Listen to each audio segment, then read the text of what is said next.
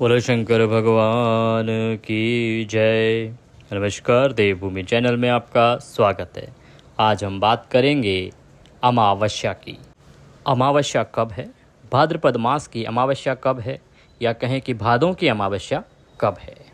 साथ ही बताएंगे कि इस दिन आपको पितरों का तर्पण किस प्रकार से करना है, तर्पण के लिए शुभ समय क्या रहेगा, शुभ मुहूर्त क्या रहेगा, क्या दान देना चाहिए, किस चीज़ से बचना चाहिए और क्या करने पर अनर्थ भी हो सकता है, क्योंकि यह विशेष अमावस्या होने वाली है। अमावस्या का दिन पितरों के निमित्त समर्पित होता है। इस दिन के राजा पितृ होते हैं। अमावस्या पर विशेष रूप से पितरों के निमित्त पूजा की जाती है, भोजन कराया जाता है और पितृ प्रसन्नता के लिए विशेष उपाय किए जाते हैं। अमावस्या पर दान पुण्य का बड़ा महत्व है। किसी पवित्र नदी में स्नान का बड़ा महत्व है। आपको अमावस्या के दिन किसी पवित्र नदी पर जाना चाहिए। गंगा, यमुना, गोदावरी, कावेरी आदि पर आप जाएं, संभव हो तो स्नान करें और वहाँ पर दान पुण्य करें, उससे अधिक पुण्य फल प्राप्त होता है। वहाँ पर आप पितरों का तर्पण भी करा सकते हैं। वहाँ पर पितरों के निमित्त अर्घ्य अवश्य दें। आइए जानते हैं कि अमावस्या के दिन आपको पूजा किस प्रकार से करनी चाहिए, तर्पण किस प्रकार से करना चाहिए, शुभ मुहूर्त क्या रहेगा।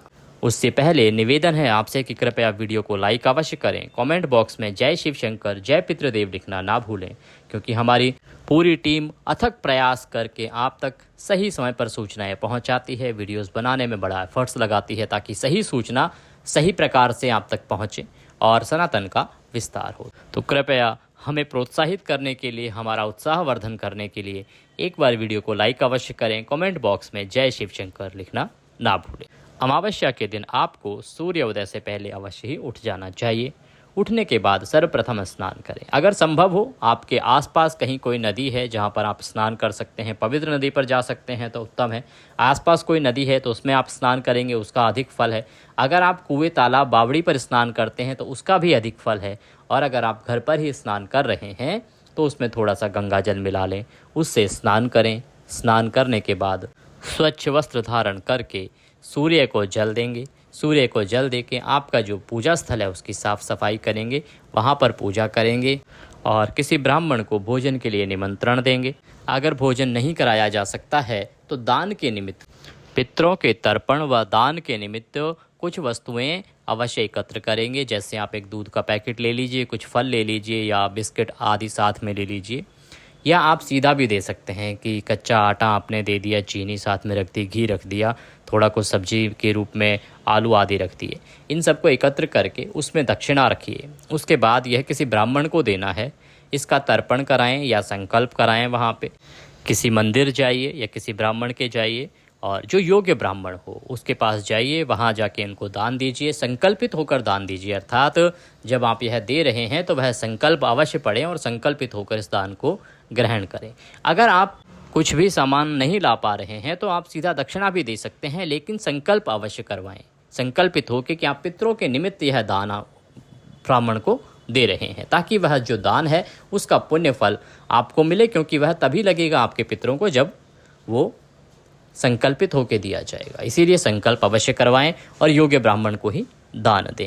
अगर घर पर ब्राह्मण को आपने बुलाया है तो उनको बुला के तर्पण करवाएं कुशा आदि के साथ।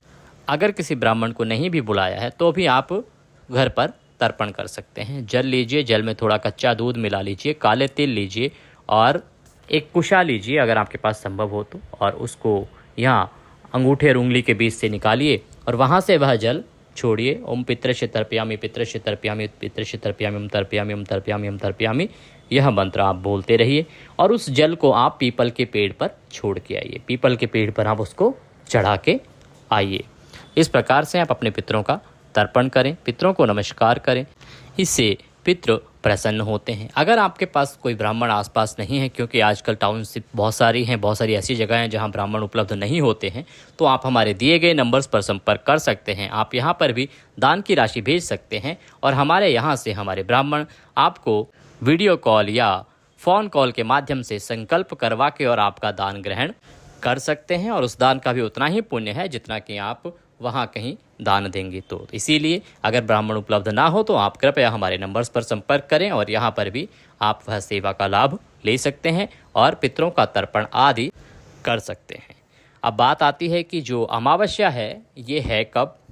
देखिए, अमावस्या तिथि जो है उसकी शुरुआत हो रही है 2 सितंबर को सुबह 5:21 पर और यह समाप्त होगी 3 सितंबर को सुबह 7:24 पर। इस प्रकार से यह 2 सितंबर को मनाई जाएगी क्योंकि सूर्य उदय 2 सितंबर को अमावस्या में होगा और यह सोमवार होने की वजह से सोमवती अमावस्या या सोमवती अमावस्या कहलाएगी। सोमवती अमावस्या का एक और विशेष विधान है, सोमवती अमावस्या पर दान पुण्य का अधिक फल प्राप्त होता है, इसीलिए इस अमावस्या पर दान देना ना भूलें। इस पर 108 परिक्रमा भी की जाती हैं। जो भी हमारी सनातन धर्म की माताएं बहनें हैं वो इस दिन तुलसी माता की 108 परिक्रमा करती हैं। तो उसका विधान ये है कि आप कोई भी एक वस्तु 108 लीजिए और माता की, तुलसी माता की 108 परिक्रमा कीजिए और वह वस्तु में किसी ब्राह्मणी को या किसी जो आपके परिवार में सास हैं तो सास को, इस प्रकार से आप किसी को वो पैर छूकर दे सकते हैं। ये थी जानकारी अमावस्या के बारे में।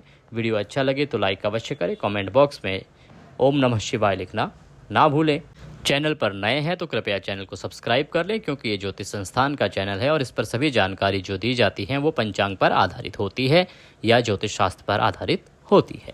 भगवान सभी का कल्याण करें, इसी कामना के साथ जय श्री राम।